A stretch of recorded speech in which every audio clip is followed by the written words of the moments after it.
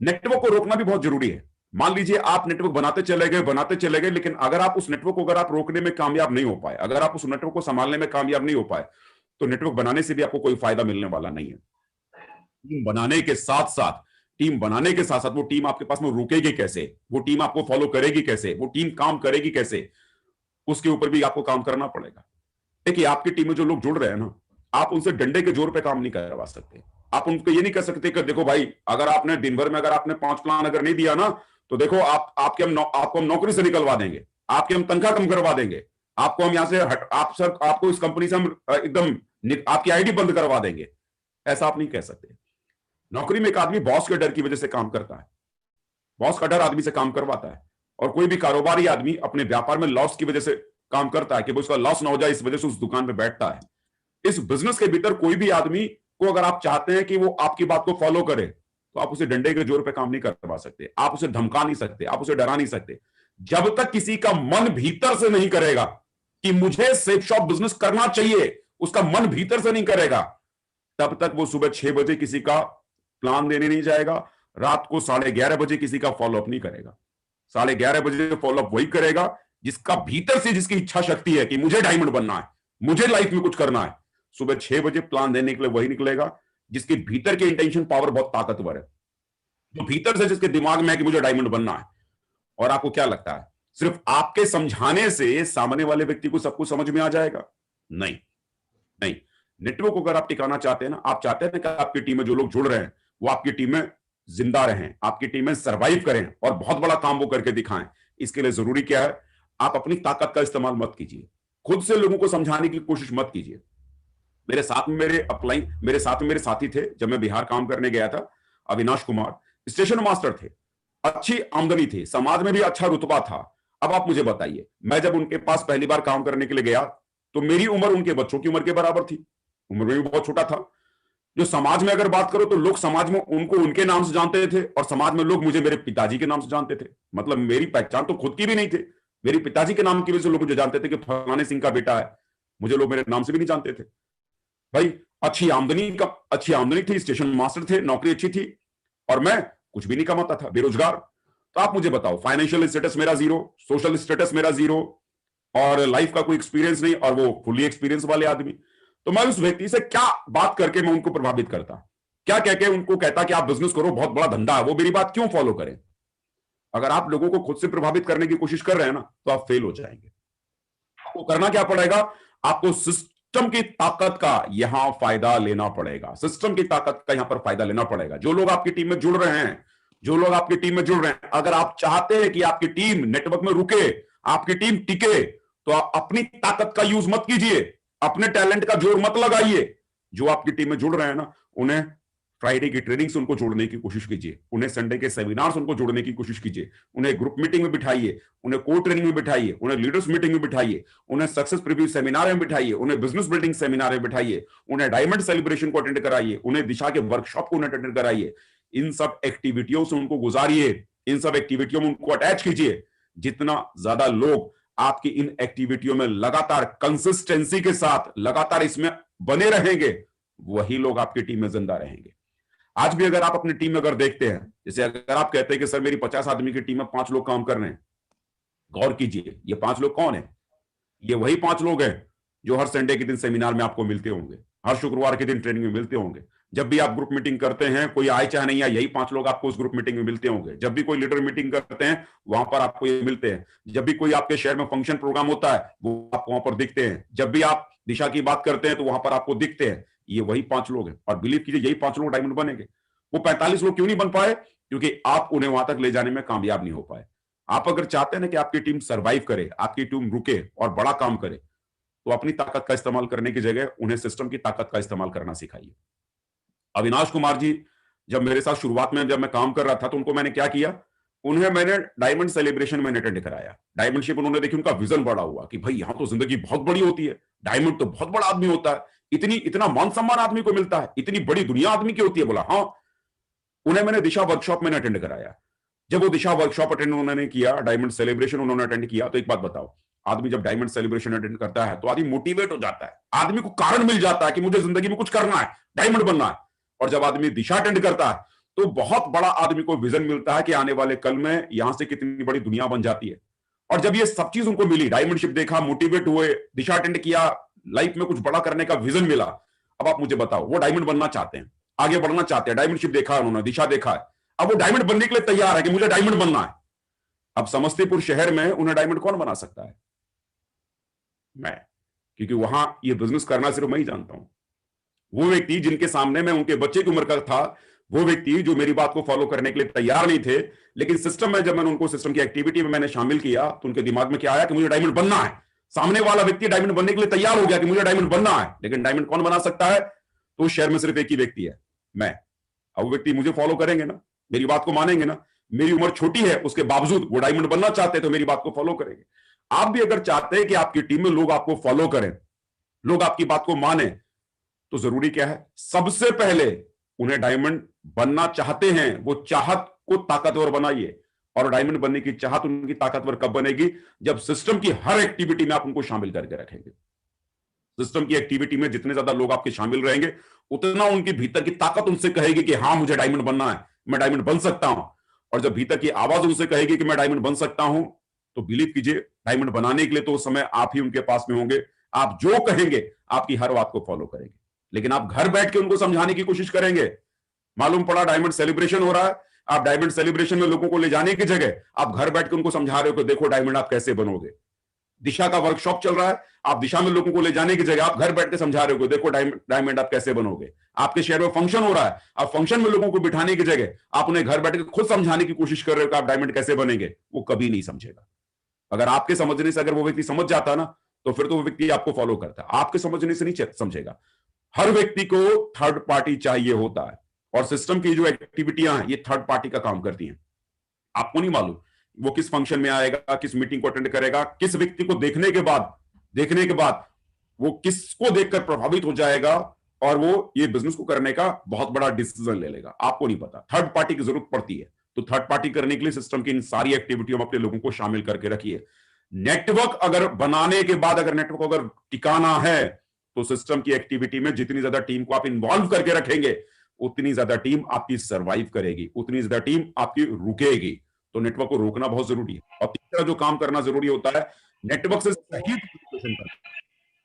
यहां देखिए, यहां क्या लिखा हुआ है? नेटवर्क से सही डुप्लीकेशन करवाना।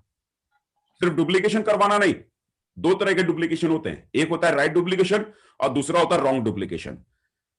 आपको यह तय करना पड़ेगा, क्योंकि अगर आप लोगों को सही चीज नहीं बताएंगे कि क्या करना चाहिए और क्या नहीं करना चाहिए, अगर आपने लोगों को अगर नहीं बताया कि क्या करना चाहिए, तो लोग क्या करना शुरू कर देंगे? गलत करना शुरू कर देंगे।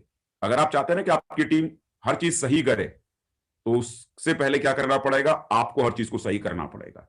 अगर आप गलती से गलत करेंगे ना, तो आपकी टीम जाने अनजाने में आपको फॉलो कर रही है।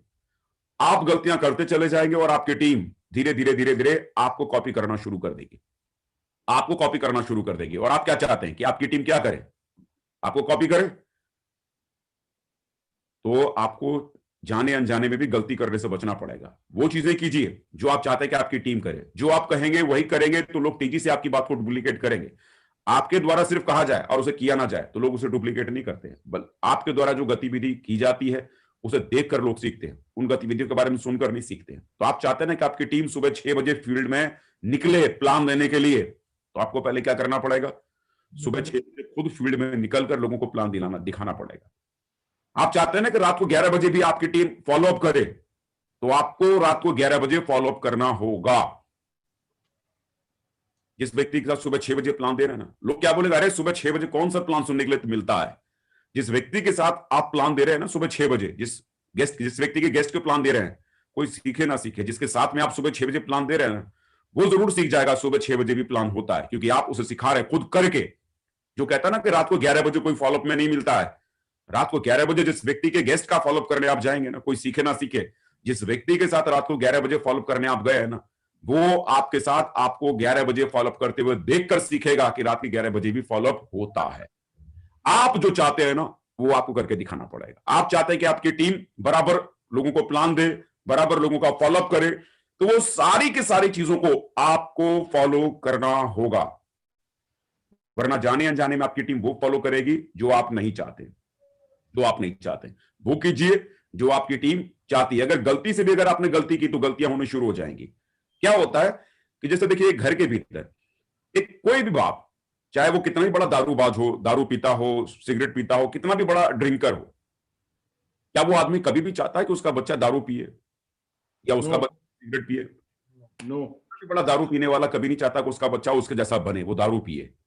लेकिन क्या होता है कि मान लो कोई व्यक्ति अगर अपने घर में बैठ के डेली पैक बनाता है, डेली पीता है, सिगरेट लगाता है, वो नहीं चाहता कि उसके बच्चे शराब पिए, वो नहीं चाहता कि उसके बच्चे सिगरेट पिए, वो नहीं चाहता कि उसके बच्चे गाली दे, लेकिन उसका स्वभाव है, बातों में गालियां निकलती हैं। तो धीरे धीरे क्या होगा कि बच्चा उसी घर में रहते रहते शराब पीना शुरू कर देगा, सिगरेट पीना शुरू कर देगा, उसकी बोली भाषा में गाली शामिल हो जाएगा, और एक समय ऐसा आएगा कि अपने पिताजी को भी क्रॉस कर सकता है। देखो, वो बाप नहीं चाहता था कि उसका बच्चा शराब पिए, वो बाप नहीं चाहता था कि उसका बच्चा सिगरेट पिए, वो बाप नहीं चाहता था कि उसका बच्चा गाली गलौज या असभ्य तरीके से लोगों से बात करे। लेकिन वो आदमी वो काम कर रहा था जो चाहता था उसका बच्चा ना करे। तो लोग, आप जो सिखाना चाहते हैं ना कि बेटा शराब मत पियो, बेटा शराब मत पियो, बेस्ट तरीका क्या है? आप शराब मत पियो। आप सिखाना चाहते हो ना कि बेटा सिगरेट मत पियो, सिगरेट मत पियो, सिखाने का एक तरीका है, कहने की जगह आप सिगरेट मत पियो। आप सिखाना चाहते हो ना कि बेटा गाली गलौज के साथ लोगों से बात नहीं करते हैं, सभ्यता से लोगों से बात करनी चाहिए, आप लोगों से सभ्यता से बात करना शुरू कर दीजिए। ये चीज है, ये चीज है। आप जो चाहते हैं कि आपकी टीम में फॉलो हो, जाने अनजाने में भी गलत चीजें डुप्लीकेट ना हो, रॉन्ग डुप्लीकेशन आपकी टीम के भीतर ना हो, गलती से भी गलती करने से बचें, क्योंकि आपको खुद को नहीं पता कि आपकी टीम में कौन आदमी आपकी हर एक एक्टिविटी को फॉलो कर रहा है। आपने अगर गलती भी की ना, तो गलती से लोग उस चीज को कॉपी कर लेंगे और वो चीज आपकी टीम में डुप्लीकेट हो जाएगी। तो आप क्या चाहते हैं कि आपकी टीम में गलत चीजें डुप्लीकेट हो या सही चीजें डुप्लीकेट हो? सही चीज। जाहिर सी बात है, सही चीज आप चाहेंगे डुप्लीकेट हो, तो आप वो कीजिए जो सिस्टम में एथिकल है, सही है, और सही चीजों को डुप्लीकेट करे। क्योंकि हमेशा डाउनलाइन अपने अपलाइन की कॉपी करता है, हमेशा हमेशा। अगर आप अपने अपलाइन का फोन नहीं उठाएंगे तो आपके डाउनलाइन भी आपका फोन नहीं उठाएगी। जब भी आपके अपलाइन का फोन आए, इस बिजनेस के भीतर अपलाइन के फोन को $1,000,000 कॉल कहा जाता है। जब भी आपके अपलाइन का फोन आए, उनके फोन को जरूर उठाइए, उनसे जरूर बात कीजिए, उसमें आपका फायदा है। हो सकता है कई बार हम उनके फोन को नहीं उठा पाते हैं, कहीं इंगेज होते हैं, कहीं बिजी होते हैं, लेकिन कॉल बैक जरूर दीजिए। अगर आप अपने अपलाइन को कॉल बैक नहीं करते हैं तो बिलीव कीजिए, आपकी भी टीम है, कॉल बैक वहां से भी नहीं आने वाला है। आप अगर मीटिंग सेमिनार में नहीं आएंगे तो आपकी डाउनलाइन से भी कोई मीटिंग सेमिनार में नहीं आएंगे। आप यदि बहाने बनाएंगे तो आपकी डाउनलाइन में भी लोग होंगे जो अपनी टीम में नीचे बहाने बनाना शुरू करेंगे। आप बोलेंगे कि सर मुझे बहुत जरूरी काम है, सर मुझे बुखार आ गया है, मैं इसलिए मीटिंग में नहीं आ सकता, मैं इसलिए ट्रेनिंग में नहीं आ सकता। आपकी भी डाउनलाइन है, उसे भी समझ में आ जाएगा ये जबरदस्त वाला फॉर्मूला, ये फॉर्मूला काम करता है। आने वाले कल में वो भी फॉर्मूला भी आजमाएगी, और वो भी क्या कहेगी आपसे? सर मुझे बुखार है, सर बहुत जरूरी काम है।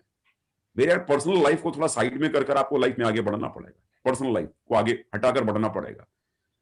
शुरुआत दोस्तों, जब शुरुआत मैंने दोबारा 9.5 साल पहले की थी, बिहार जब मैं गया था तो 3.5 साल डटकर मैंने वहां काम किया। होली, दिवाली, छठ, दुर्गा पूजा, सारे 30 त्योहार मैंने हटा दिए।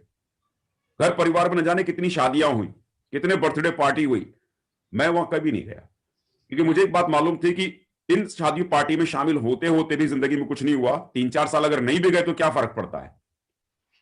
लेकिन 3-4 साल अगर आपने ये सोशल लाइफ से अगर आप दूर अगर हटे, सिर्फ आपको एक लाइफ जीनी है, सेफ शॉप वाली लाइफ। अगर सेफ शॉप लाइफ को अगर आपने जिया ना, 3.5 साल सोशल लाइफ को दूर कर दो अपनी लाइफ से। 3-4 साल अगर आपने अपनी लाइफ से सोशल लाइफ अगर दूर अगर कर ली और सिर्फ सेफ शॉप वाली लाइफ अगर आपने जिया, तो बिलीव करो आने वाले कल में उसी समाज में, जिस समाज में आपने अपनी सोशल वाली लाइफ को जिया नहीं है, उस समाज में लोग आपको सल्यूट करेंगे, अदब से आपसे बात करेंगे, झुक कर लोग आपको सलाम करेंगे।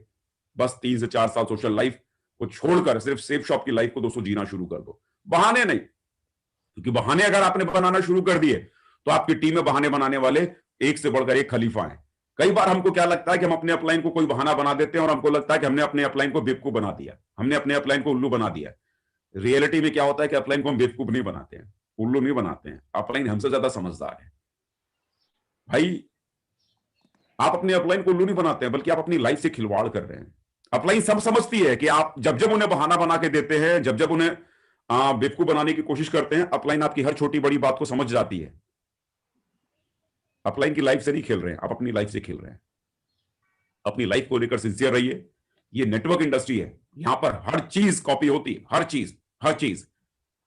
जैसा आप करेंगे वैसा आपको मिलेगा, ये कॉपी कैट मार्केटिंग है।